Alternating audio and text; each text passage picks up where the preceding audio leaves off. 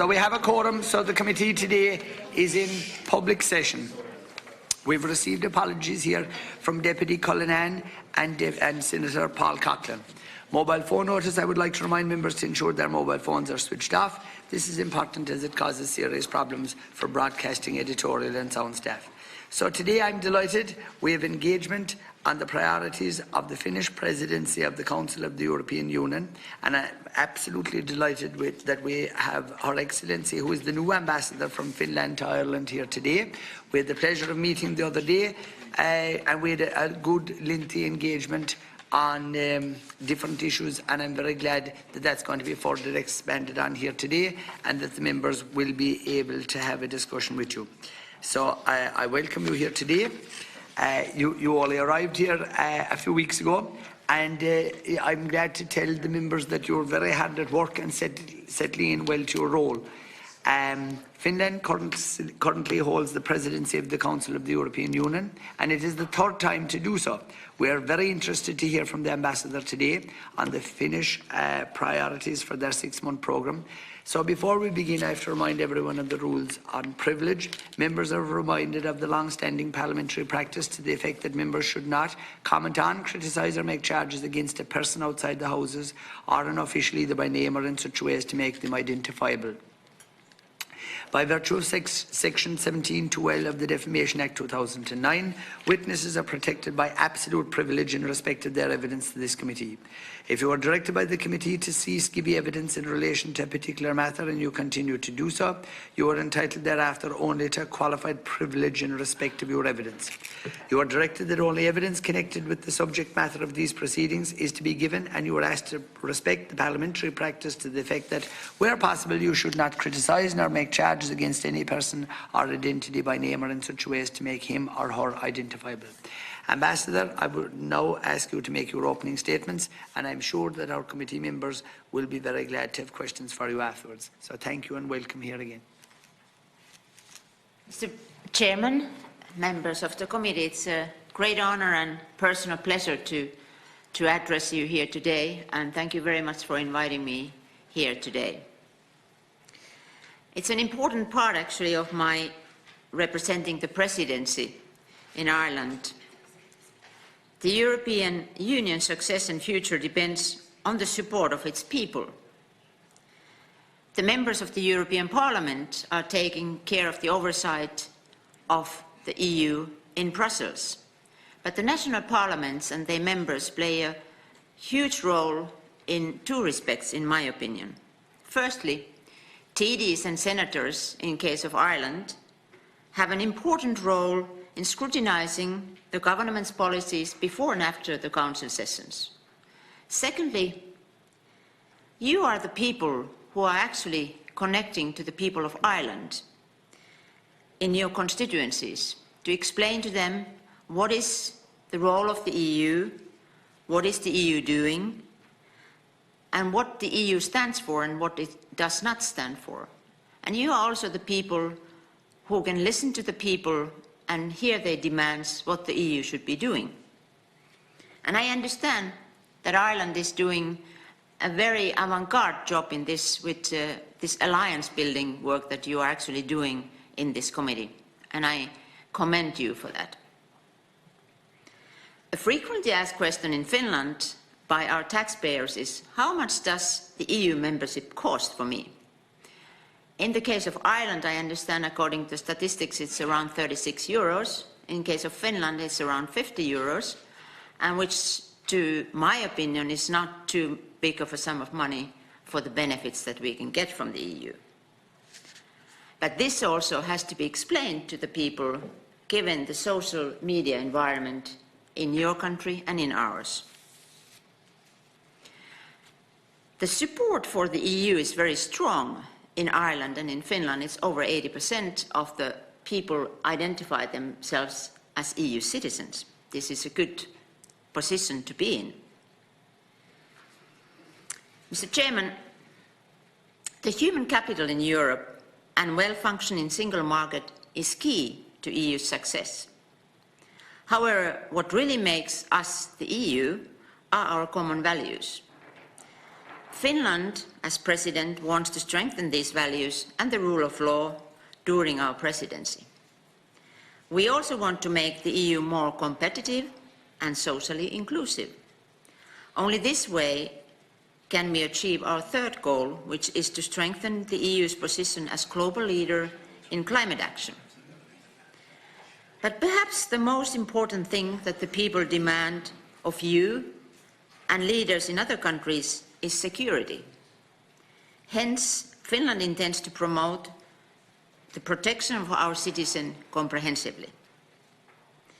Finland also aims to be an active and pragmatic broker.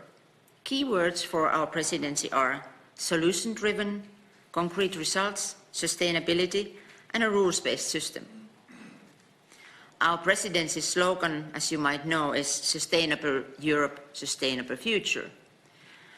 However, unlike many other slogans, we actually intend to put this slogan into practice. We will have an exciting time, all of us, with the new European Parliament, new Commission, rule of law, human rights, and the next multi-annual financial framework. And of course, there is Brexit, which your country, I guess, knows the best and is expecting maybe the hardest hits in economic terms. Yesterday, we learned the new contingency plan from the Irish government and how you are preparing for the now even likelier outcome of a no-deal Brexit. Mr. Chairman, a few words about the Finnish presidency priorities. Finland believes that we need to strengthen our common values and the rule of law if we wish the EU to preserve its founding principles. We should not forget that the European success stories have always been anchored in democratic institutions, human rights, and the rule of law. Our values have not been and should never be for sale. Europe is at a crossroads, and things are getting tough. We know that our unity makes us stronger, and it's key to success, but we have difficulties to agree on this in practice, how to act together. But we know that by acting together and defending our shared values, EU can tackle the major challenges facing us. Secondly, Finland wishes to make the EU more competitive and socially inclusive. Key elements to achieve this are the single market, ambitious, open and rules-based free trade, well-being and skills as a foundation to inclusive, sustainable growth and economic union. We believe that special focus should be on youth employment and inclusion of young people, because we cannot afford to lose a generation. Thirdly, we think that on climate change, the EU has a unique opportunity, but also a responsibility to show leadership. Therefore, Finland wants to strengthen the EU's position as a global leader in climate action. This means many commitments. It means committing to making the EU carbon neutral by 2050. Finland, as presidency, will facilitate the process in order to define the key elements of the EU's long-term climate strategy in the European Council by the end of this year. Generating sustainable growth and boosting employment is possible with the help of bioeconomy and circular economy. Our fourth priority is to protect our citizens comprehensively. To deliver on this is of utmost importance if we wish to maintain the trust of our people in the European institutions. EU needs to strengthen its security and defence cooperation to protect its citizens. We, as Chair, will underline a comprehensive approach to security. We will also be working on countering hybrid and cyber threats. And we believe this is also an important topic here in Ireland, given the numerous multinationals that have their headquarters here. Mr. Chairman, we Finns are known to be quite straightforward people. We mean what we say, and sometimes we say what we mean, and that is not always wise. Therefore, since we have signed up to a climate action in our presidency programme. We aim to follow this also in organising the EU meetings. We intend to organise and arrange these meetings with the smallest possible carbon footprint possible. We will, in addition, offset some of the carbon emissions caused by air travel by many meetings to Brussels and Helsinki, instead of handing out gifts. And we are sorry for that for the individuals that will have no ties or scarves. But it's for the benefit of the earth. We will be funding 4 projects in Africa, Asia and Latin America, in Honduras, Laos, Uganda and Vietnam, to produce clean energy and reduce deforestation. We will also aim to reduce energy consumption by serving only tap water in meetings, serving more vegetarian dishes and cutting down on food waste. And since we here in Dublin are part of the presidency team, we have made our own list in the residence and presidency how we could better serve and the cause of sustainable development, and we encourage others to do the same, other embassies, and why not the Dáil? Small steps lead to bigger paths, but only if all join in. Thank you for your attention. Thank you very much, Ambassador. And could I go to Senator Neale Richmond, please, first? Thank you very much, Chairman. I'd like to thank the Ambassador for a very detailed presentation, and indeed the work she's been doing in a very short time in Dublin as it stands to what we can expect over the next 3 to 4 years of her time as an ambassador. There's so much to cover, and I think we've spoken at length in another forum in relation to the challenges of climate change. But one area I'd like to just pick up on, Ambassador, is in terms of the scheduling for discussions and negotiations in relation to the multi-annual financial framework. And how do you feel, or how does the Presidency feel, that the Finnish Presidency can move that along, and how we can deal with the ongoing parallel challenge of how Brexit will feed into how the EU makes decisions for the next 7 years that will be very impactful thereafter? Thank you very much, Senator. Deputy Bernard Durkan. Thank you, Chairman, and I welcome the Ambassador and wish her well in her tenure here, and welcome her opening statement. I can just say that we all agree, I think, that we are in challenging times, and they will remain challenging for some considerable time. And the challenges that you mentioned, Ambassador, that we have to face immediately adjacent to us is the Brexit issue, which will have quite an economic impact. Incidentally, many people don't mention this, but quite a heavy economic impact has already happened in the run-up to it by virtue of the doubt, the indecision, the lack of confidence that has arisen. And as a result of that, I think the UK economy and our own economy and the European economy has suffered to some considerable extent already.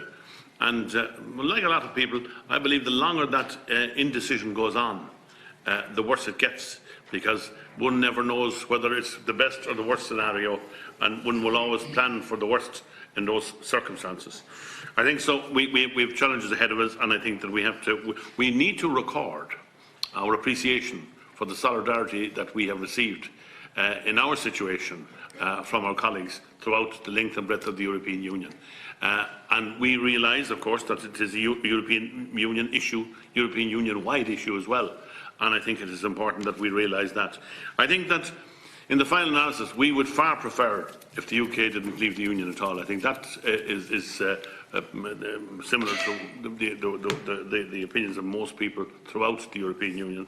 But their decision, and it's their decision. So we can't provide for everything. You mentioned security defence has been an issue, and we can understand that. We're a neutral country, of course.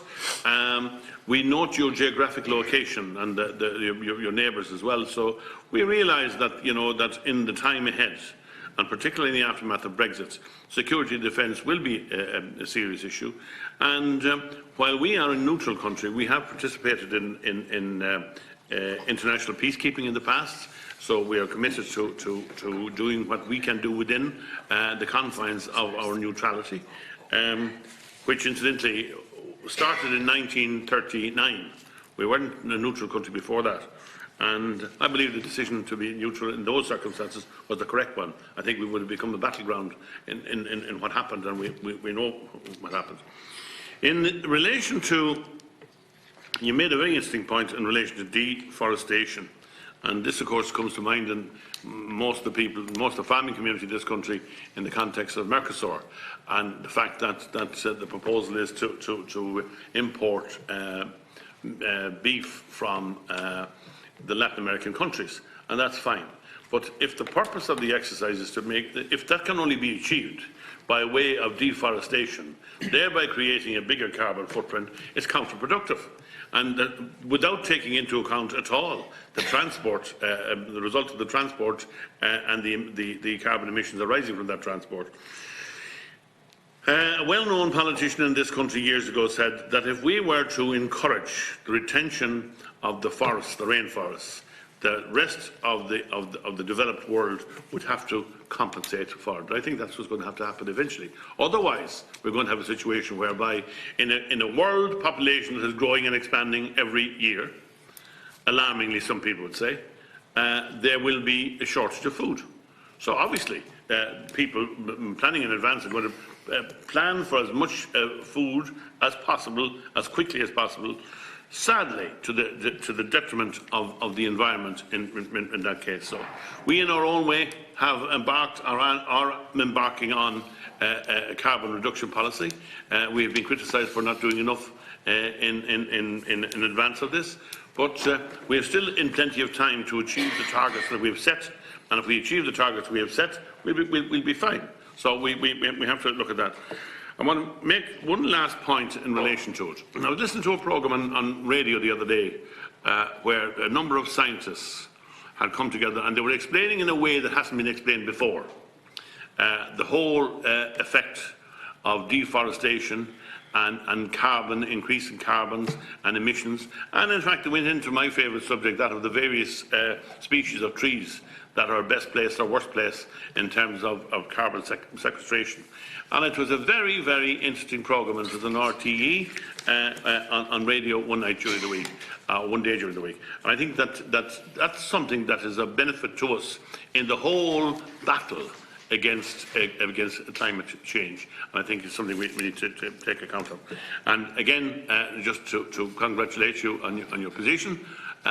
And hope it will be, from your point of view and from our point of view, a satisfactory duration. Thank you very much, Deputy Durkan. Deputy Seán Haughey, please. Thank you, Chairman. Thank you, Ambassador. I think the Presidency is in good hands. Your presentation was very clear and concise. I think your agenda is very clear and concise as well in relation to the promotion of common values and the rule of law, make Europe more competitive and socially inclusive, security and the protection of our citizens, and also climate change and the need for a sustainable future and a sustainable Europe. So I think your agenda is very manageable, and I have no doubt that you will achieve your targets. Just coming back to the question of common values and the rule of law and the need to restate the founding principles. I've just questioned the Taoiseach in the Dáil about the recent European Council meeting and the filling of the 5 positions. And I questioned him on the candidacy of Frans Timmermans and the goings-on within the EPP group. And it's very clear that his candidacy was opposed by Hungary and Poland and Eastern European states, and I think that raised concerns, about the role that the European Commission will have and the European Union generally in enforcing the rule of law. So, do you envisage any new initiatives in relation to that, in relation to Hungary and Poland and other EU nation states, to ensure that the founding principles of the European Union are kept in place? Or is it just a question of ongoing implementation of Article 7 procedures or whatever? Because it is a big threat to the future of the European Union, and it's something that we all have to be conscious of. And I'm just wondering, are there any new initiatives to be brought forward by the Presidency in that regard? Or is it just a question of restating our aims and objectives and proceeding with the mechanisms that have been outlined so far. Thank you very much, Deputy Haughey. Vice Chairman, Senator Terry Leyden, please. First of all, I'd like to welcome the Ambassador and Assistant and representative of embassies here in Ireland as well, and to say I wish the Presidency of the European Union for 6 months with Finland will be successfully very experienced in this regard, and I look forward to represent this committee, European Affairs Committee, represent the Chairman and members at a COSAC meeting at the 21st, 22nd of July in Helsinki. It sounds like, I hope it's going to be a happy event, by the way. It sounds very serious, water, ordinary water is very good, which is provided it's properly treated. And, it's kind of sackcloth and ashes as far as I can see. But nevertheless, we'll be prepared to look at the situation. I'm sure there's a bit of joy in Helsinki and it'll be a happy occasion. It won't be all doom and gloom, I hope, at least. Mind you, we'll not to be worried about here. But I hope not. It's not my impression about Finland, by the way. But hopefully the President will be successful, because it is an opportunity to highlight the country of Finland itself among the other nations of Europe. We are concerned here, as Deputy Durkan says, and I don't know whether Finland can use their influences to try to influence some change of heart in the United Kingdom and to improve the negotiations. I've not been impressed by the behind doors television presentation of the negotiator from the European Parliament, who had a fly on the wall presentation. He was so impressed by the delegation of the British Irish Parliamentary Assembly that he mixed them up with a delegation from the British House of Commons, which was actually inaccurate, because we had actually 2 or 3 members from this Parliament at the British Irish Parliamentary Assembly in Brussels in December 2017. But during the documentary, he informed everyone that, in fact, the leader of the group, which was Andrew Rossendale from Britain, was a joint chairman of the British Irish Parliamentary Assembly, and he was there discussing a report which we were preparing in relation to the fallout from a no-deal Brexit. So that, I thought, was an awful invasion of privacy, that seemingly there were people recording these meetings. I was recording myself, and it was broadcast without any permission. And it was rather a unique situation, quite frankly, Ambassador. I've never come across it. I was a minister negotiating the Single European Act, but I've never seen such an invasion of privacy. And I thought it was a condescending approach to the United Kingdom's application.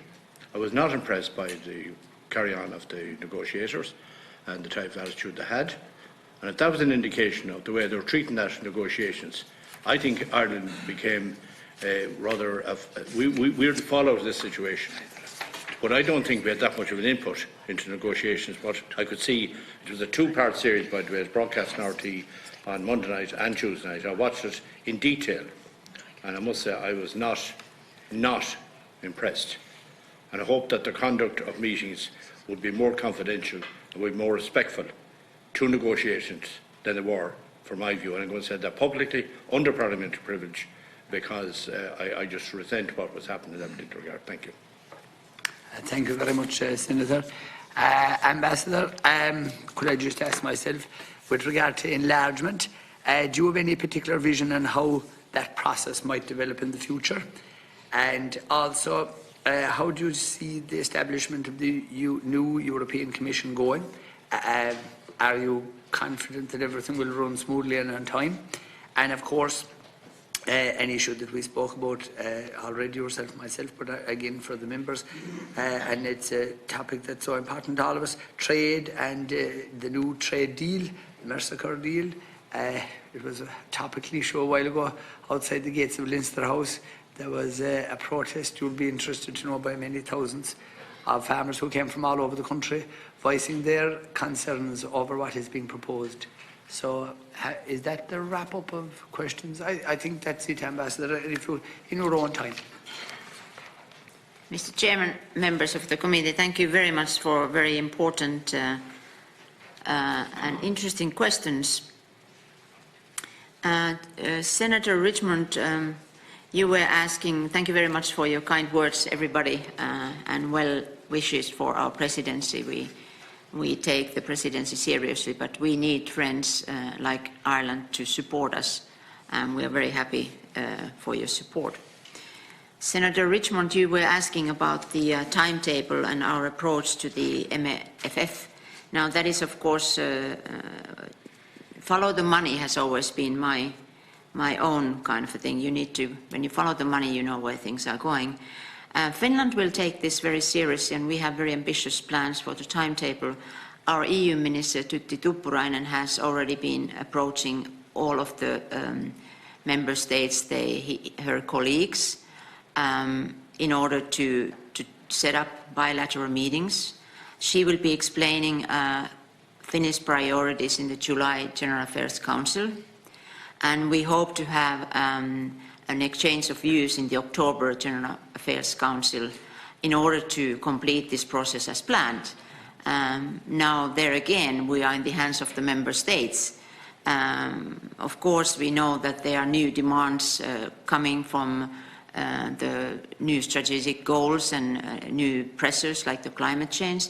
At the same time, we need to make sure that we continue to have support for sectors such as agriculture. Finland has been saying about agriculture also that although climate change and agriculture are related, we would hope that in every member state agriculture can still be productive, and we aim to have initiatives also that would take better care of the climate change in the agricultural production. We believe it's possible. In Finland we have pilot projects in agricultural farms looking at the carbon emissions already. TD Durkan, you were discussing about Brexit and security, and I would like to start, and of course climate change. I would like to start by saying that we also regret that the UK is leaving, but it's a democracy. They have their own constituencies and they have voted to leave, so we must respect that. We are losing a very good partner, we think. At the same time, we would hope that they come into a resolution in their minds. They need to be deciding, because the EU has made up her mind. The 27 members have been very united. The solidarity will continue. Finland is a very understands the Irish problems, and we will stand with you on your concerns. We believe that the UK, and we hope now that after they campaign for the Tory chairmanship, they will be able to come back and state clearly their mind what they would like to see. We are also, like you are here, worried that the no deal possibility is growing, and we are preparing as you are preparing here, and we need to all prepare because it's a possibility that is growing bigger. On security, TD Durkan, I would like to say that I would not see such a big difference between countries such as Ireland and Finland. As you said, we have been in many UN peacekeeping operations together, and we have done a great job for peacekeeping in, for example, in Lebanon. At the same time, there are new threats such as hybrid and cyber threats, where countries such as Ireland and Finland are at the same level. They are at the same level whether they are non-NATO countries or NATO countries, because these are threats that are crossing the borders.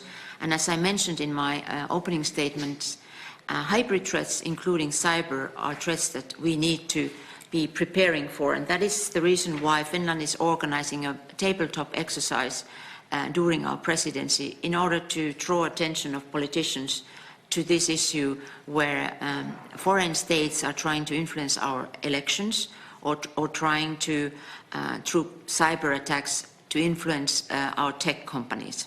So we need to be aware. On your third point on climate change and deforestation, afforestation, and the role of Mercosur, and there was another question on the Mercosur by the chair. I would like to say this, that every country will have to look at this outcome of the Mercosur negotiations. They have been going on for the past 20 years. Finland is a free trader. We believe that if the trade is free and regulated, the Finnish companies have a niche and we survive. If the trade is not regulated, if we don't have a system, if we have a trade war, which is now very much evident by, for example, the US-China relations, we are in a much worse position. So we are actually very much supporting the Commission in the trade agreements. At the same time, we believe that the social aspects need to be taken care of in all of our trade agreements, including the climate change. My understanding is that now the Commission will be explaining more clearly what are the climate implications of this Mercosur treaty and what are the climate protectors that have been taken into the treaty. I understand that there are certain conditions for countries such as Brazil to actually take care of the Amazon region. But of course, parliaments and we also as governments need to follow up. On deforestation, I attended a very interesting meeting organized by the Irish industries for forest industries and the IBEC. And I think Finland and Ireland have many common interests and common knowledge that we can share. And as ambassador, I will try to promote more cooperation between Finland and Ireland, because in Finland we have been doing afforestation for many years, and I think we have some issues that we could share and we can learn from you, because we also have problems with turf, and I think, and peat, so I think we can work together on that. TD Haughey, on common values, Finland is actually trying, as president, to do many things in order to strengthen the rules-based system and common values so that we stand up to them in practice. We are trying to see how we could strengthen the toolbox of rule of law within the EU. There are many things that are in that toolbox, but they have not been used. Another issue that we are trying to see if we could strengthen the dialogue and have more like the OECD peer review, which we think it's very effective, because peer reviews are not naming and shaming, but they are lessons learned, and when we know more about other people's systems and other countries' systems, we can learn. We are also looking in how to fight corruption more effectively, because of course rule of law and values-based system is not only a value, it's also affecting our economies if the rules-based system and rule of law are not in place. And one of the big issues that we are looking is whether different funds, when member states are receiving funds from the EU, whether they should be more conditioned on how these countries are applying and obeying and following up all the agreements that we have commonly and together agreed upon. And lastly but not least, we also are looking on the equality. We believe that gender equality, the equality between men and women, is a key cornerstone for the rule-based system. Senator Leyden, your worries about having a not so funny meeting, a Cossack meeting in Helsinki, I can assure you, I used to work as a staffer in the Finnish Parliament, and I can assure you that even though we have tap water, we will have other drinks to offer to every member that attends the Cossack. And we hope that the climate will, and the sun will be shining. And more seriously on Brexit, and how Brexit issues have been dealt, I do not want to go into the details or the case that you raised, but the presidency, the Finnish presidency, has laid up some general principles of being transparent and open and working with all the members and not sitting in closed door sessions with only some members. So we are known for, in many international statistics, being very transparent country. And as I said, we are sometimes too straightforward and speak what we mean. Mr. Chairman, on enlargement and the future of that, Finland, our minister has actually written an article, and we will be sending it to the members of this committee on enlargement. I would just like to say at this point that Finland believes on merit-based enlargement. We believe that every candidate country should be looked at on her own merits. Here I know that there are some political difficulties. Some members of the EU are looking, I think every member looks at the merits, but we kind of interpret them a little bit differently. But Finland has been always very much merit-based, and we think enlargement is very important for the EU. It's part of our integration and our peace process also in the Eastern European countries. So we support the enlargement as such, but we are looking at the merits of each and every candidate. On the trade, I hope, Mr. Chair, I already tried to answer, and if you have any further questions, please do ask. On the new Commission, I just learned yesterday or today that you will be putting forward your present Commissioner to the Commission, and I wish him all the best.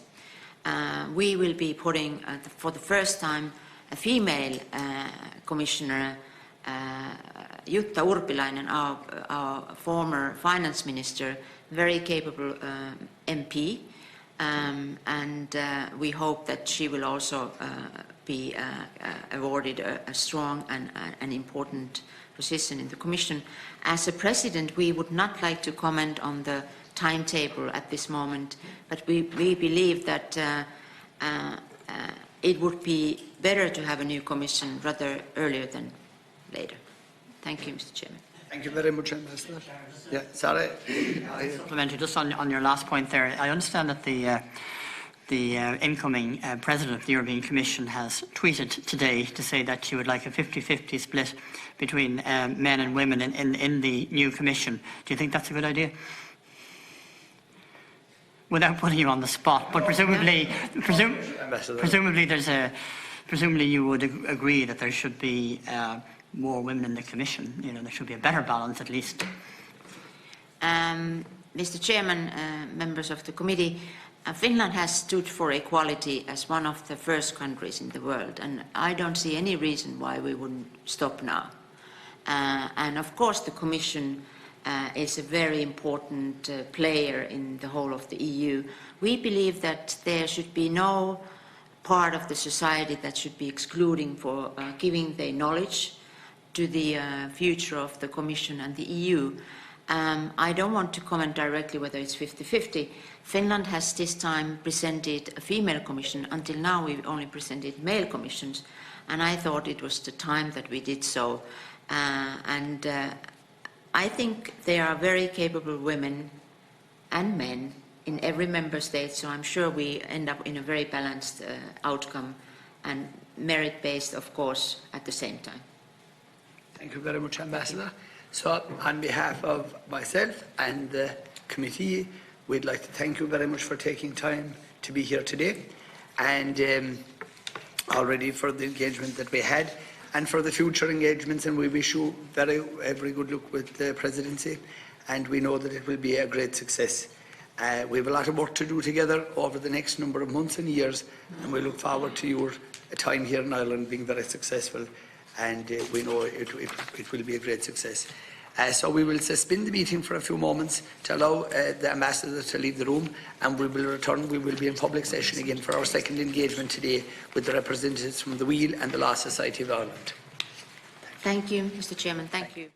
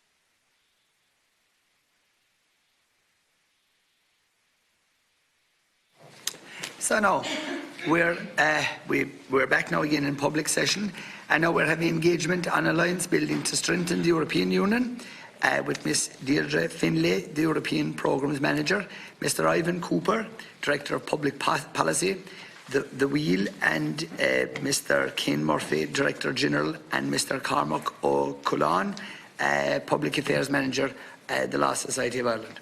I would like to welcome you all here today, and to thank you for being here, first of all, from the Wheel alongside Ken Murphy and Cormac O'Cullinane for our engagement. I also just want to clarify for the members and for everybody, the IFA were to be here today, but now they were very ably represented here yesterday when they had an emergency briefing with members of the Oireachtas here in Dublin with regard to the new proposed Mercosur trade agreement.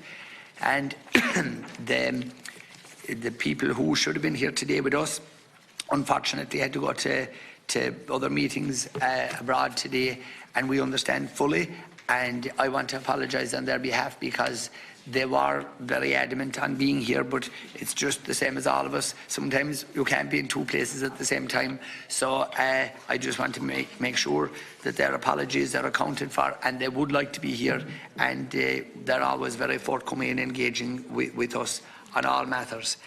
So before we begin, I have to remind everyone of the rules and privilege. Members are reminded of the long-standing parliamentary practice to the effect that members should not comment on, criticise or make charges against a person outside the Houses or unofficially, either by name or in a way to make them identifiable. By virtue of Section 1712 of the Defamation Act 2009, witnesses are protected by absolute privilege in respect of their evidence to this committee. If you are directed by the committee to cease giving evidence in relation to a particular matter and you continue to do so, you are entitled thereafter only to a qualified privilege in respect of your evidence. You are directed that only evidence connected with the subject matter of these proceedings is to be given, and you are asked to respect the parliamentary practice to the effect that where possible you should not criticise nor make charges against any persons or identity by name or in such a way as to make him or her identifiable. So, Mr. Cooper from the Wheel, I would like to ask you to make your opening statement, followed by Mr. Murphy from the Law Society before opening the floor to questions and comments from our colleagues. So, thank you. Thank you, Cathaoirleach. Our presentation is going to be split between myself and Deirdre. So, Chair, members of the committee, thank you very much for the invitation to speak today on the topic of alliance building to strengthen the European Union. As Director of Public Policy with the Wheel, I'm delighted, and we're delighted to have the opportunity to present our position and thoughts on the subject, and as indicated, I'm joined today by our European Programmes Manager, Deirdre Finlay. So, the Wheel is Ireland's national association of community and voluntary organisations, charities and social enterprises, and we have almost 1,600 member organisations now, and this year we proudly celebrate our 20th anniversary. So it's just a little bit of background information about the Wheel. It may come as a surprise, Ireland's community and voluntary sector is very large. There are over 29,000 community, voluntary and charitable organisations working day in and day out in every community in the country in Ireland. They're supporting people to live independent lives, supporting people with disabilities and medical conditions, and supporting older people, children and young people to realise their potential.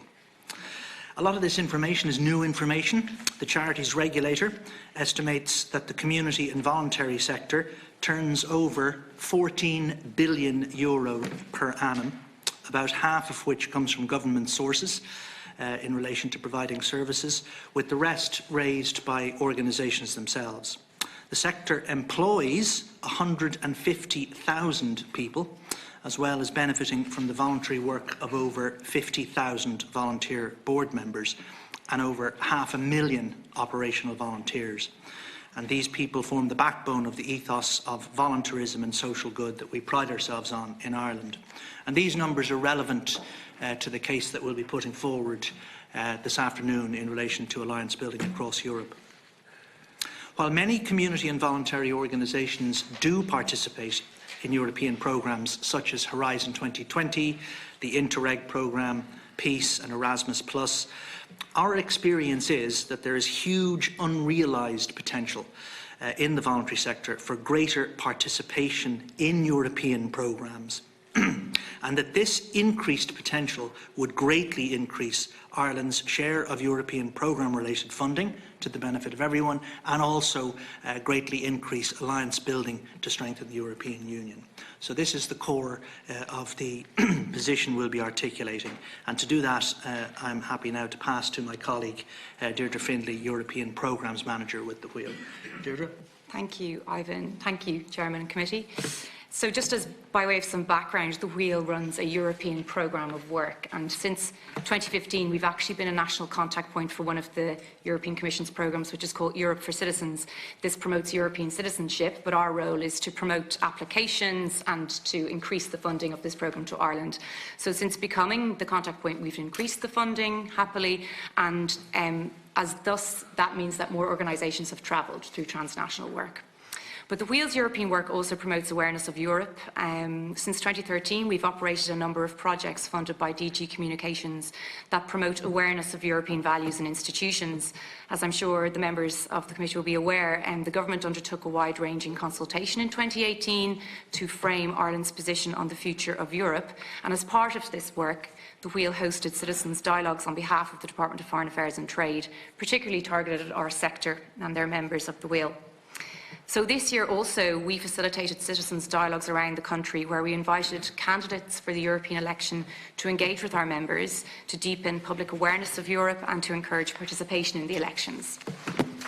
Additionally, for the last 2 years, we've been receiving funding from the Department of Foreign Affairs for the Communicating Europe initiative, and in this work we've been promoting participation of our members in European projects and trying to raise awareness of the value of working in Europe amongst Irish civil society organisations.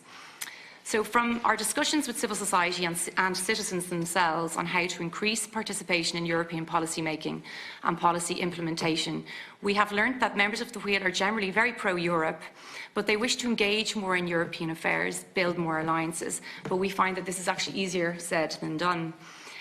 Participation in EU-funded programmes is one of the key ways that we would see our sector being able to engage with their counterparts or other types of organisations in other member states. We see this as the people-to-people dimension to building a stronger and ever closer union. Unfortunately, our activity in the field of European affairs in the past few years has concluded that many Irish civil society organisations don't participate as actively in certain programmes as other member states.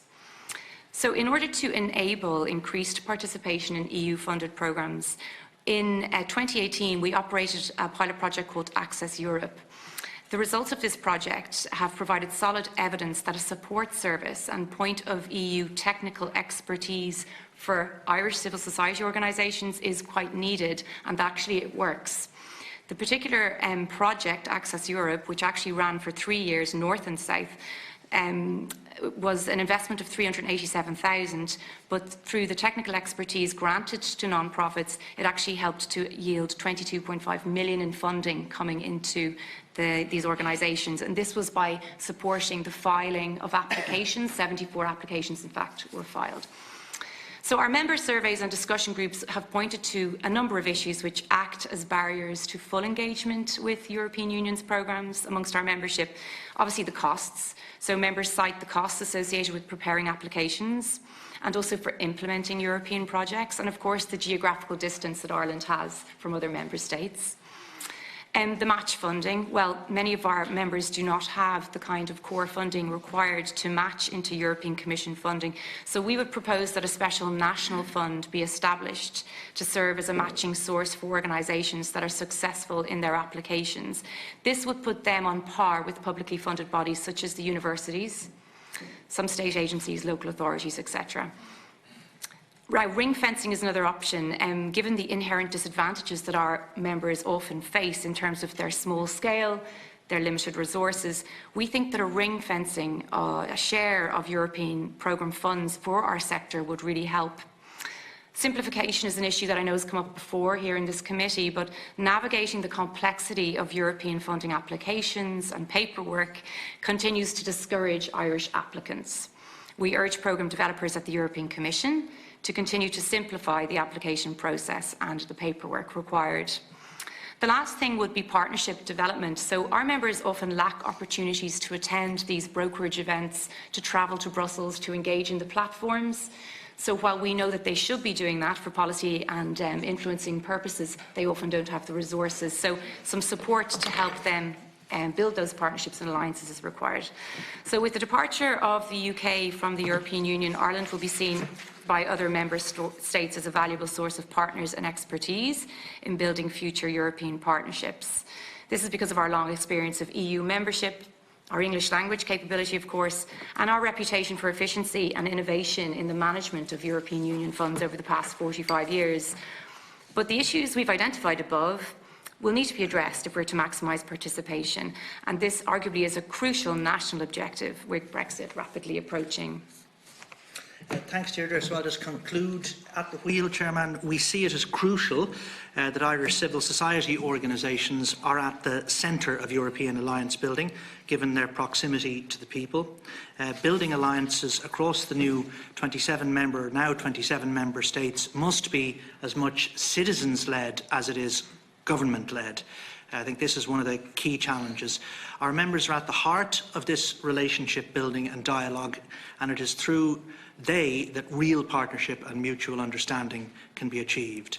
As a sector that represents diverse and often unheard voices, Irish civil society should have a forum, we believe, where it can engage with politicians and senior public servants on a regular basis on key European issues that affect the community and voluntary sector. Such a forum, we think, could convene twice a year, once perhaps at senior official level and once at the political level, and this would be a major step in recognising the need for more active input and a feedback mechanism for the sector on European Union affairs. So thank you once again, Chairman and committee members, for the opportunity to present, and we look forward to engaging in a dialogue shortly. Thank you again. Thank you very much, Mr. Hooper, and Deirdre. Could I please now go to Mr. Kinmurphy? Thank you. Thank you, Chair. It's a great pleasure for my Law Society colleague, Coghlan, and I to be here today. By way of guidance, may I first inquire, as you know, Chairman, lawyers and politicians have one thing in common, which is we all love to talk. So we can talk for as long as you like or as short as you like. And maybe if you could give me some guidance in terms of an opening in time for an opening few remarks. Well, to be honest, feel free to. Okay, well, look, I'll try. Situation because we can interact and there's no. Of course, and yes. I'm quite happy to move to a more questions and answers type stage. So, just by way of a few opening remarks, the Law Society, in terms of its commitments to the European Union, is unstinting, and in terms of background. My colleague Cormac acts as the support and secretary to the Irish delegation to the CCBE, which is the Bars and Law Societies of Europe, which I will describe in more detail in a moment. And my background, in fact, is in European law and competition law practice. I 30 years ago went and lived and worked in Brussels for about 4 years. I was partner in a commercial Irish law firm, A&L Goodbody, and this was my area of practice. So I have a personal commitment to matters to do with the European Union, which goes back many decades. In terms of the context for this whole discussion, of course, is Brexit and the possibility, seems likelihood, that within a short number of months the United Kingdom will have withdrawn from the European Union, and consequences of that will have to be faced here in Ireland. Let me begin by saying a little bit about the solicitor's profession in Ireland that the Law Society represents and in large measure still regulates. There are currently almost 20,000 names of solicitors in the role of solicitors in Ireland. About 11,350 solicitors have practising certificates, which is the annual licence granted by the Society required by law in order to deliver legal services in the state. To break down that body of practising solicitors a little more finely, approximately 52% are women, which again is a change that may surprise people in terms of the composition of the profession. Almost half are under 40 years of age. It is a profession that is continuing to expand, and of course, in general practice offers legal services in every community town and village in the country where there are solicitors' firms offering services to the public and providing access to justice. In fact, we often say that access to justice in Ireland is through the doors of solicitors' offices. In the cities, where frankly in Dublin most of the profession, majority of practitioners are actually concentrated in the Greater Dublin area, it is also characterised by large commercial law firms with an international orientation. Many of whom, as I say, my former firm was opened an office in Brussels over 30 years ago, had an office in New York even 10 years before that. So there is a very international orientation in terms of the support of the international businesses that operate from and into Ireland and foreign direct investment and the role that those solicitors' firms play in that. So Brexit and EU matters are of huge importance and relevance to us. European Union law is a subject in respect of which a very high level of knowledge by every solicitor is required before they can go on the roll as a solicitor. In terms of the engagement we have with Europe, and we see ourselves very much as part of Europe, not something that's over there, the professional bodies, the Law Society and the Bar of Ireland representing barristers, engage primarily through a body known by the acronym CCBE, which is the Council of Bars and Law Societies of Europe. It's been in existence since around 1960, I believe, and it is recognised by the European institutions. Parliament, Commission, Council, and all the courts and all the European institutions recognise the CCBE as the voice of the legal profession in Europe. So that is the manner in which the entire legal profession in Europe, with on some calculations upwards of 1 million lawyers, interact with the European institutions. The CCBE, I should make, has a wider membership than just EU member states. Norway, Switzerland, other countries that are not members of the EU are participate as well.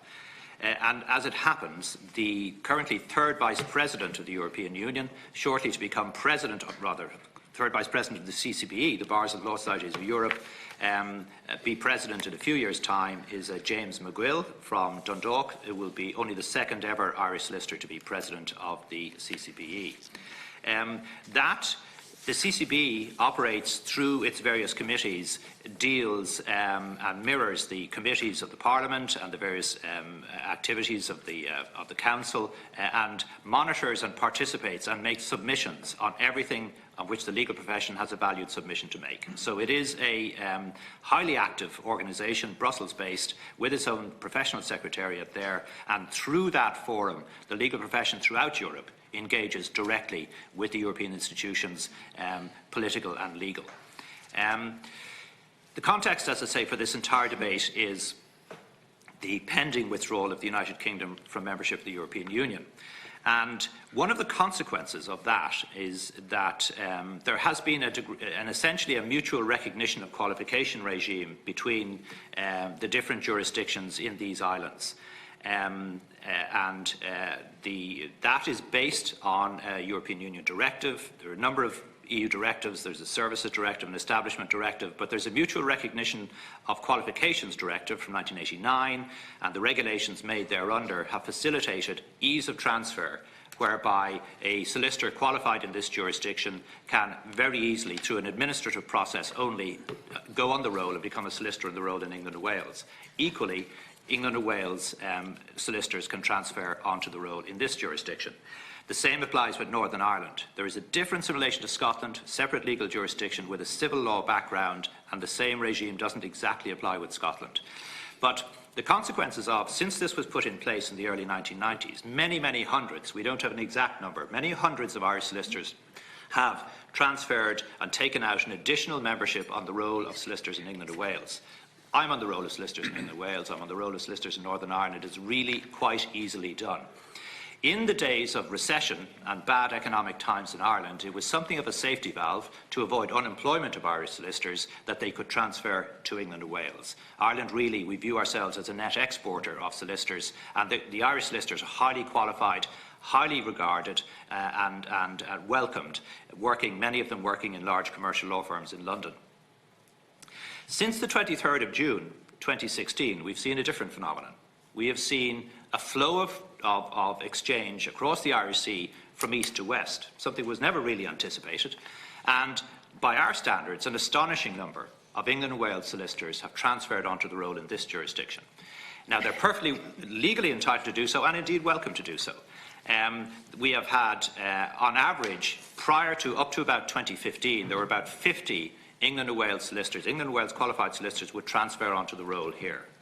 Since that time, we have had more than 3,000, such that approximately 15% of all the solicitors whose names are on the roll of solicitors in this jurisdiction are now England and Wales qualified solicitors whose names have been entered here since the 1st of January 2016.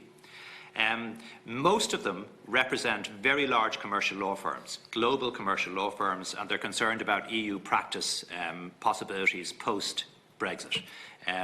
What, of course, this will mean for them, whether they will be able to have rights of audience in the European Court of Justice, legal privilege in EU investigations, and so on, remains to be seen. But that is just a strange phenomenon that we have seen in the most recent years.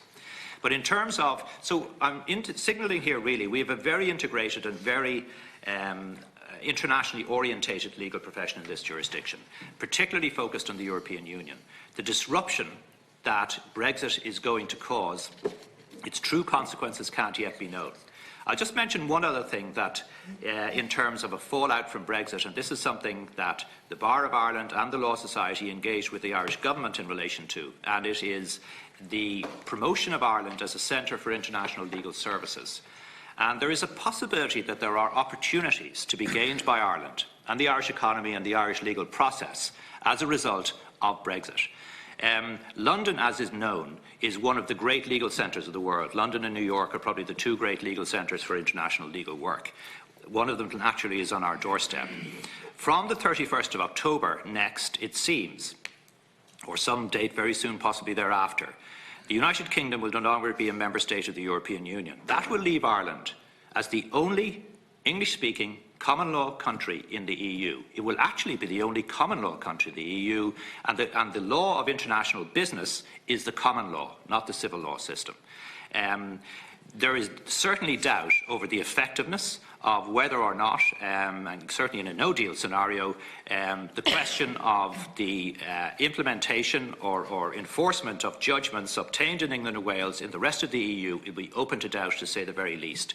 So the identification of this as an opportunity for Ireland, that if even a small sliver of the legal activity, dispute resolution activity in particular, that occurs in London, were actually to be capable of being transferred to this jurisdiction, it could have a beneficial effect, maybe one of the few, or one of the beneficial effects that Brexit might have for the Irish economy. The Irish government, I'd say the government has been open to this. Minister Charlie Flanagan has embraced it, so much so that it is now government policy as of January of this year.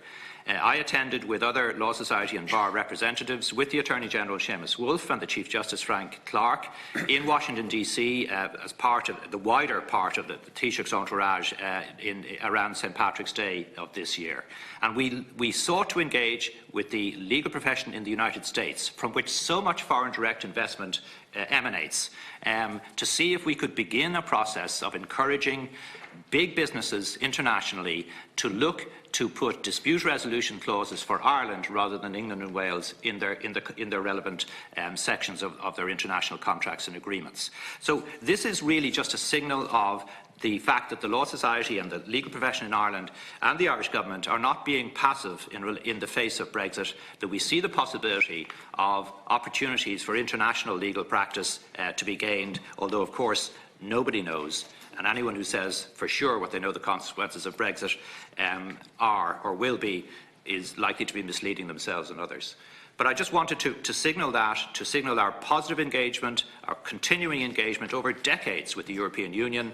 We are enthusiastically members of the European Union, and the legal profession in Ireland stands ready for any opportunities as well as facing any risks that may emerge from Brexit. Thank you. Thank you very much, Mr Murphy. And before we go to Deputy Bernard Durkan, I'd just like to say that it has been an issue that we have been working as a committee over the last number of years very much on looking at the positive sides of Brexit and what can we attain, what can we achieve for our greater good out of it. We have been taking great note of what has been happening in the legal profession, because I and the rest of the members were aware of this development over a period of time, which has been happening slowly at the beginning, but seems to be gathering a pace, and that is in no small way, I would imagine, why an awful lot of the extra activity that is going on in this city, business-wise, it is people from the legal profession coming over here, and all other types of business.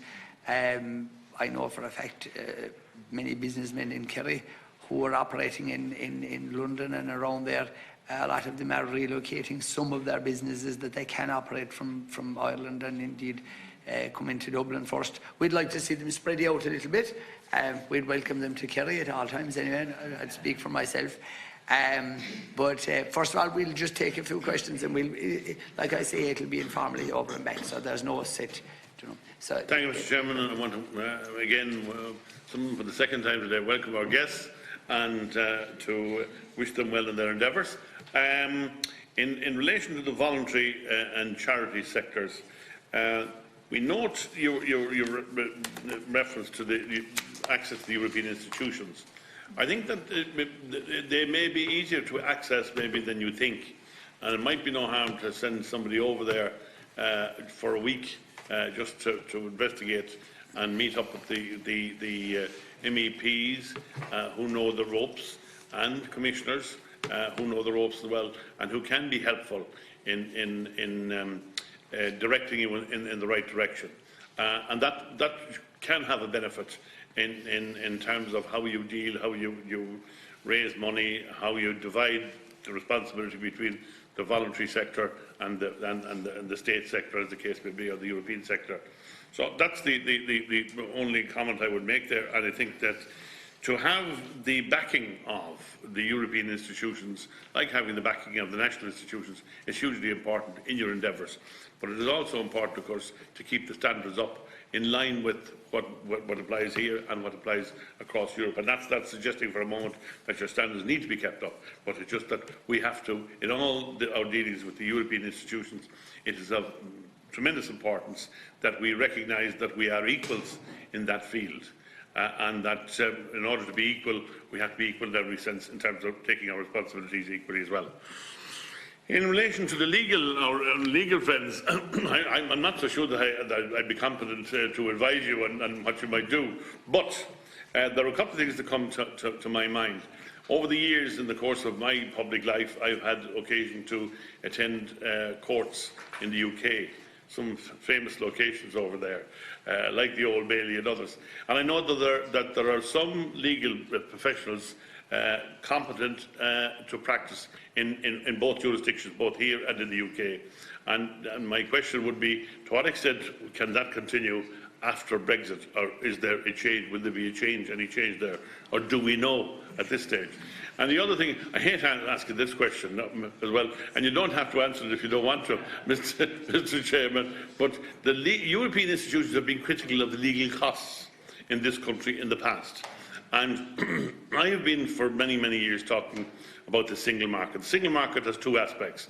We have the benefits of the single market, we have the competition of the single market, and that means equality. We have to be equal in every way of our dealings, so that we have to have equal access. We have to have equal participation. We have to be able to purchase our medicines equally with our colleagues throughout the European Union at a competitive price, not at a price that reflects the distance we are out from the centre of Europe or something like that. That's not a runner at all. The single market is the single market. Extends like a cloud, if you like, right across the European Union, and everybody under that is entitled to equal treatment. So, if you want to answer that question, you can answer that question. But it's just one of the things that we get preoccupied with here, and it covers, well, obviously wider than the legal profession. It covers every profession. And for example, some time ago, I discovered, Chairman, that in relation to some products that are manufactured within the European Union, within a member state, and available for exports throughout the Union, well, tariff-free and all that kind of stuff throughout the Union, it doesn't necessarily mean that they come direct to each member state. In some cases, some member states have a franchise. For instance, in relation to the manufacture of some cars, where they are imported into one member state and then exported to other member states. And that applies to the UK insofar as we are concerned with some cars. And my question that arises there is, will that apply afterwards? I sincerely hope it doesn't apply afterwards, Mr. Chairman. It would be very extraordinary if what was a member state, now outside the European Union, were to have the possibility of a franchise controlling the free flow of movement of goods or services. Now, it applies to a whole area of financial services, legal services as well. So, my apologies, Mr. Chairman, for that convoluted approach. Thank you very much. Deputy Seán Haughey, please. Well, Chairman, I'll be brief. I'd like to thank the two organisations for their contributions here, and thanks for coming in, and thanks for your presentations. Just in relation to the wheel, it's great to get a grassroots organisational view of these matters and the European Union in general, and to thank you for the work that you're doing in relation to increasing awareness of Europe. We've noted what you have to say in relation to the participation in EU-funded programmes and the many other suggestions that you've made in your presentation. I think, Chairman, that they are suggestions that we should follow up as a committee. So just to say thank you for the work that you're doing. Very often we have witnesses in here.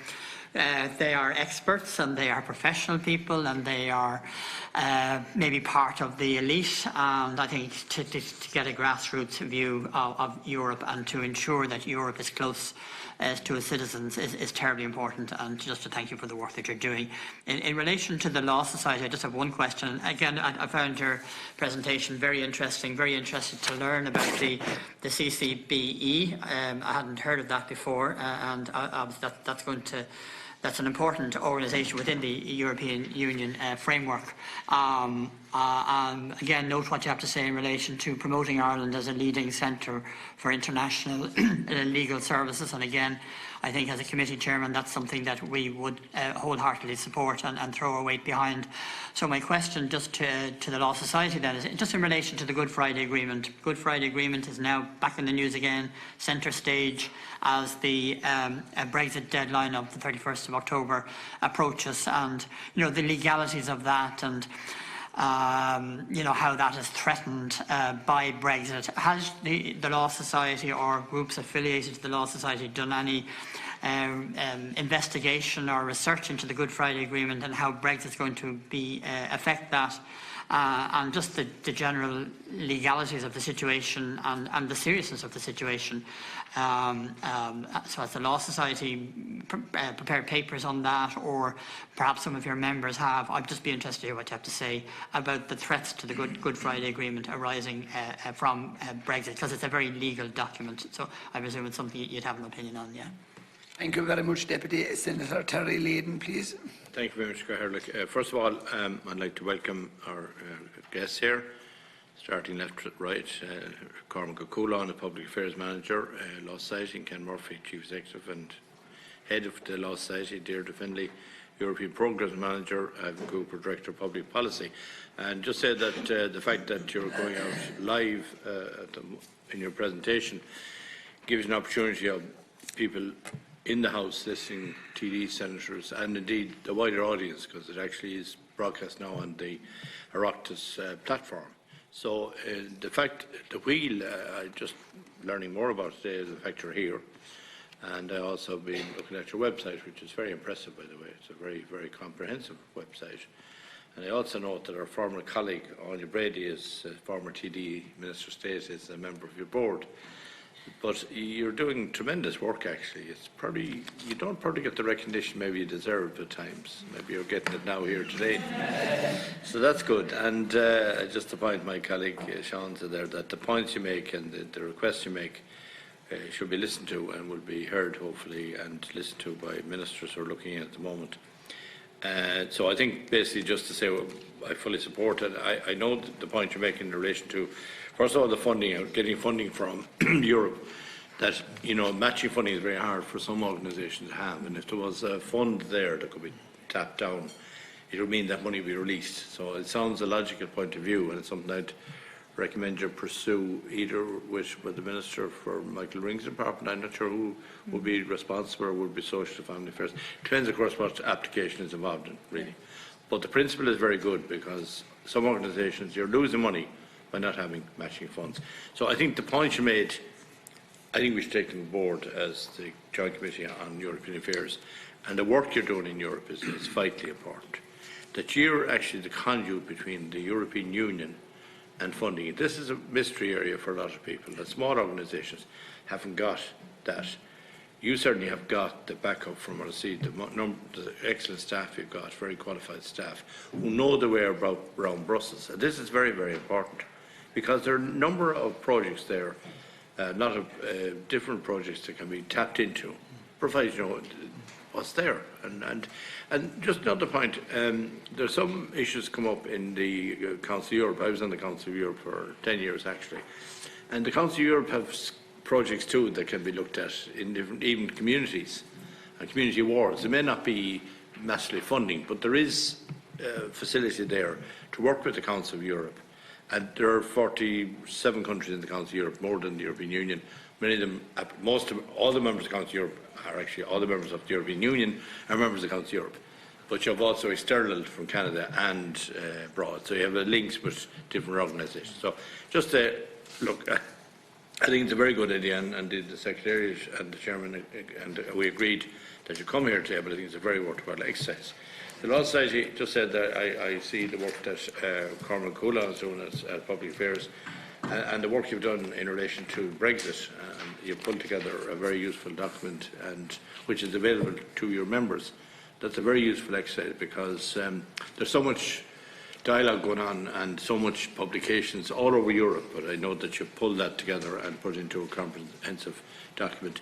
But the Law Society, I think, is an enormous organisation, particularly with our colleagues in the United Kingdom, because Brexit will come and Brexit will go, but the links between the United Kingdom and Ireland will continue after Brexit. It's not, you know, it's the end of one relationship in the European Union, but continuation of our relationship, which was thrived in the past. So that link is very important, to keep the Irish flag flying, and that you are in a good position with the fact that you can practice in both jurisdictions is very important. And I know that the number of people who applied for membership is very impressive. That's very important. They're very influential as far as jobs are concerned. And also in relation to your work, in relation to the work Cormac has done in the European context, that is vitally important, that Ireland's position, and you as an organisation, you are networking with your colleagues in Europe. So you have a very broad church. You have the United Kingdom links with the sides there, but that will continue. And then you have, of course, continuation of our membership of the European Union through your links to the European Union. So I think it's a very important work you're doing, and I think it's good that you're highlighting it here today. And the whole point the Chairman has and our Secretary has been doing is the whole thing of networking. And Ireland, and let's be honest about it, we're pretty good at it. And I know that your colleagues in the Law Society are good at it too. So well done, and we're very glad to have you here today. Thank you. Thank you very much, Senator. I suppose at its heart, alliance building is firstly about understanding each other, and you are both completely different types of organisations. But if you had to quantify, how well do you think your members understand the issues of their peers in other countries? How well do you think your peers in other member states understand the issues that we have here, our Irish issues, the problems, the difficulties, and the issues that we have to deal with? And do you have any thoughts on which member states are or could be your strongest partners? Are there any particular countries that you are looking at to first, that you might think that you'll be able to, especially with your vast experience over the years? And any advice for others on increasing engagements with European peers from your own lines of work? And it's a general question for the two groups. What would your reaction be to that? And you asked me at the beginning about time. The only thing I'd say to you is, and I just want to explain one thing to we might look as though we're short on members today. I have to apologise. Sometimes what happens is with other meetings, members have so many different. There's one of our members that should be here was actually speaking inside in the hall there a while ago, and he had to prepare for that. He was here earlier but had to leave. So that's what happens. But they get to see and hear all the reports and the discussions that took place. So and it's all a matter of public record. So. But with regard to the responses, we'll just keep them a little bit concise because we have an agenda afterwards when we go into private session. I can respond first. If you can, please. So just responding first to Deputy Durkan's comments, thank you. I tend to agree with you when you say that, you know, European institutions are easier to access maybe than we think. There is a sort of a mystery around this European world that we have worked hard since we began our European programme in 2015 to demystify. We do that through various different ways, capacity building of our members to understand how the European institutions work, and then to outline to them the funds and the opportunities that exist. We also have worked hard to build a very strong relationship with the European Commission representation here in Ireland on Mount Street, and they funded a study trip to Brussels last year for our members. 25 of them got there, and we haven't really had that before. Like, this was a really great opportunity for us, and they're looking to do the same in 2020. So when you say getting out there and meeting them, it's one thing for me to meet them, but the expertise needs to be cascaded down to our membership. So while we wish to build our own expertise within our organisation, we're also trying to really always cascade learning and build capacity amongst the membership, especially the suitable organisations. We also have run numerous projects funded by DG Communications that raise awareness of the value of the European Parliament, and those projects have offered opportunities for our members, non-profit organisations, civil society groups, both large and small, to meet with members of the European Parliament, to ask them direct questions, almost things like, what do you do, how do you work, and how can my organisation benefit from you? And we found that extremely successful. We've got great results from that. And just one thing, just to highlight again then, in terms of the expertise, you know, I did say previously, we would see that a small investment in trying to, a small investment in an organisation like ours or an intermediary to build the capacity of Irish non-profits to access European funding is really, really worthwhile. So we know that by high need support, so hand-holding, strong capacity building and reviewing applications and giving advice can really yield good results, and in turn build those European alliances that we're talking about. We also think this sort of discussion that we're having could be continued in the forum. We mentioned the forum that we think would be useful. I just want to speak to Deputy Haughey's point in terms of the citizens and the elitism. Well, we really think that our kind of work and our organisation is citizens-led. Our organisations are working with people, sometimes some of the most disadvantaged and marginalised groups, and we've seen projects that have been hugely successful, that have brought those voices to Europe, brought those voices to the fore to policymakers. So that's absolutely, we wish to see this kind of ever closer union. And I would just, you may know that in his keynote address to the European Parliament in 2018, the Taoiseach actually said that the EU needs to engage citizens more, and we kind of use these kind of pointers in our programming in that sense. And, Chairman, if I just may add to some of Deirdre's points there, and picking up on your own point when you started off your contribution there, Carlock, it is about bringing people together fundamentally, and that's what the community and voluntary organisations do, these thousands of organisations.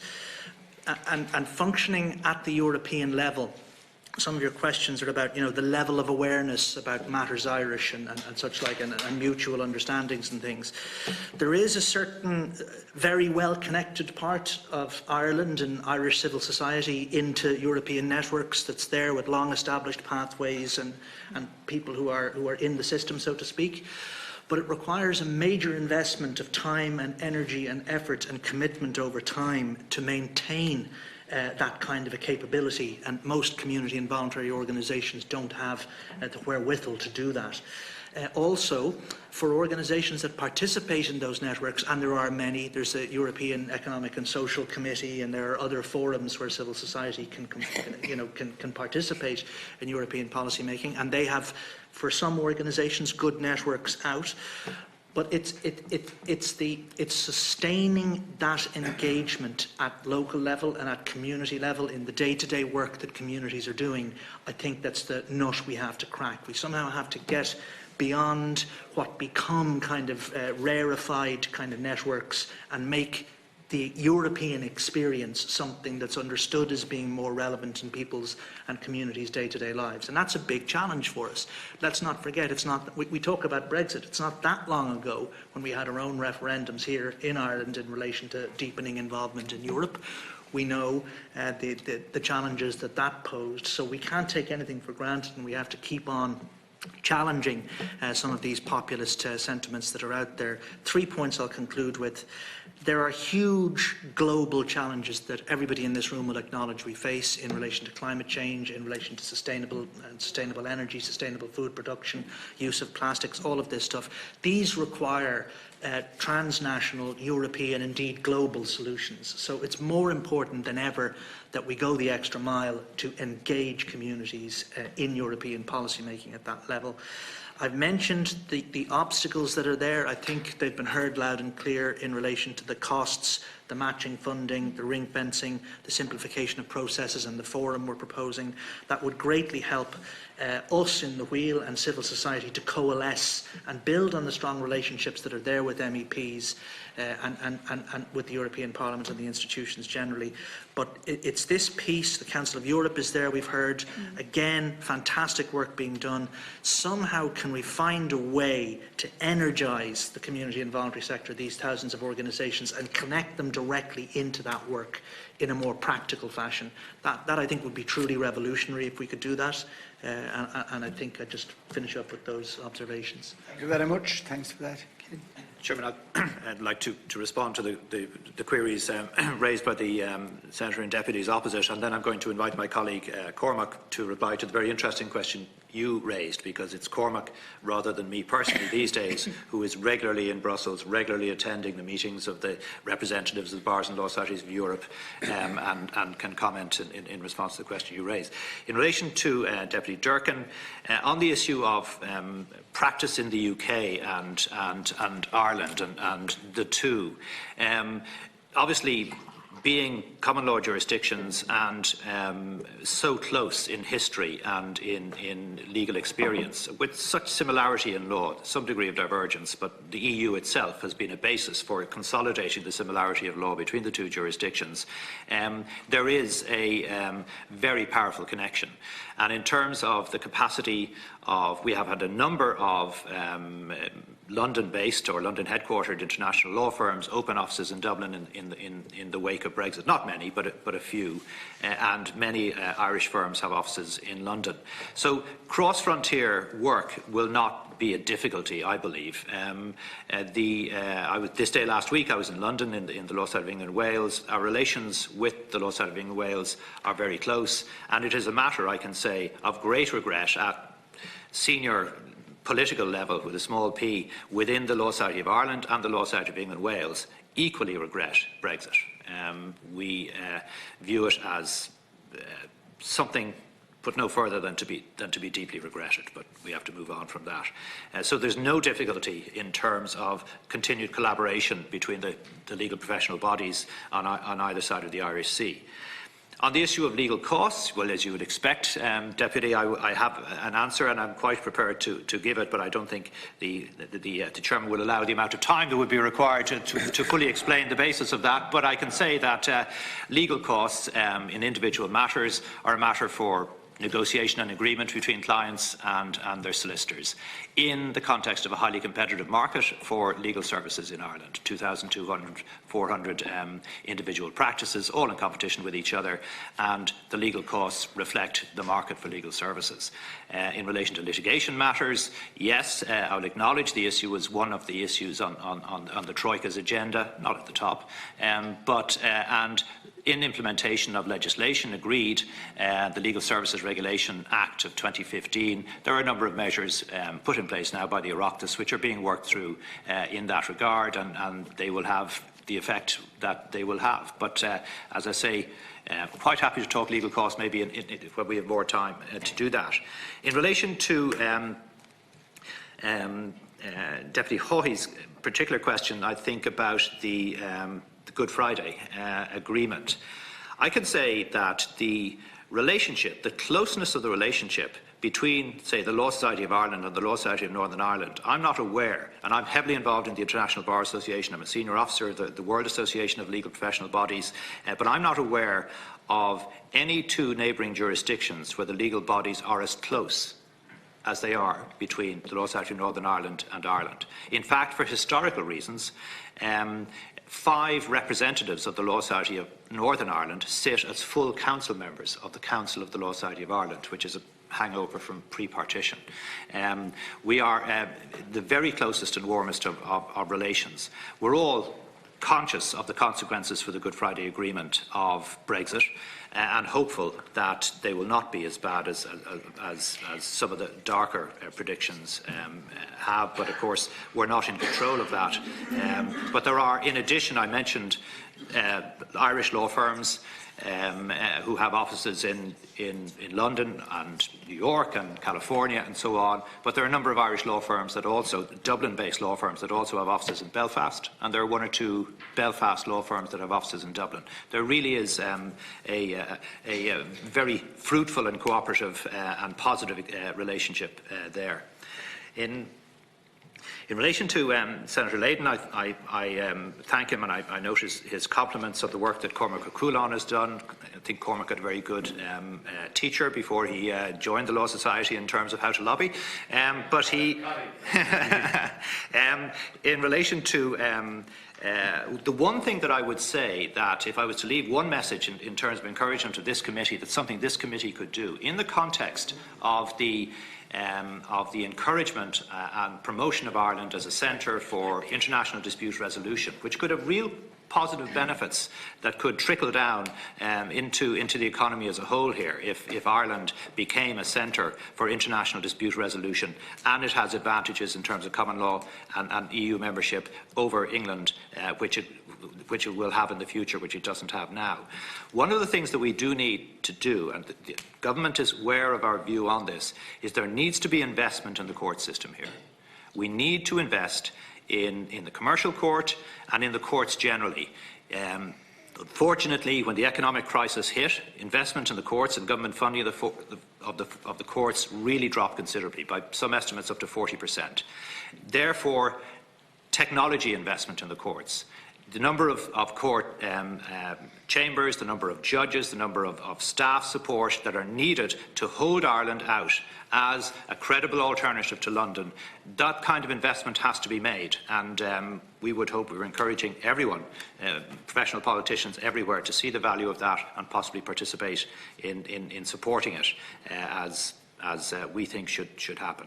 I'd like to bring in Cormac now to talk with his particular experience of working within the CCB to answer your questions, Chair. Thank you very much. Good afternoon.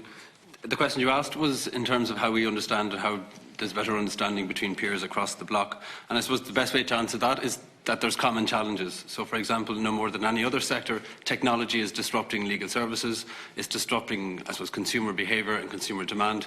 So issues like that unify, I suppose, law societies across the bloc. Another thing would be the resourcing of the legal system and the resourcing of government agencies.